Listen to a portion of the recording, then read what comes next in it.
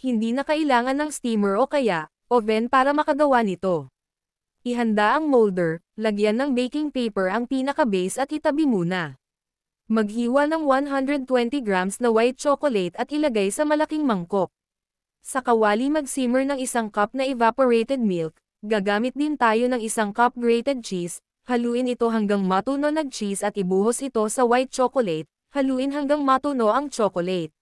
Gagamit din tayo dito ng 2 cups ng Quaker Oats, haluin ng mabuti at maglagay din tayo ng kalahati cup ng mani, yung nabibili sa kanto na mani ang gamit ko, haluin itong mabuti hanggang ma-well combine at mapantay ang lasa ng mixture. Napakadali at sobrang sarap nito na dessert. Ibuhos na ito sa molder at palamigan bago ilagay sa ref ng 4 na oras para mag-sit ito. Ganitong dessert naman ang gawin mo mare, siguradong magugustuhan ng buong pamilya at makakatipid ka pa. Pagkatapos ng 4 na oras, matigas na ito, unmold, ilagay sa malapad na lagayan at hiwain sa hiwa na gusto mo, napakasarap nito at mabilis lang din gawin para sa Pasko.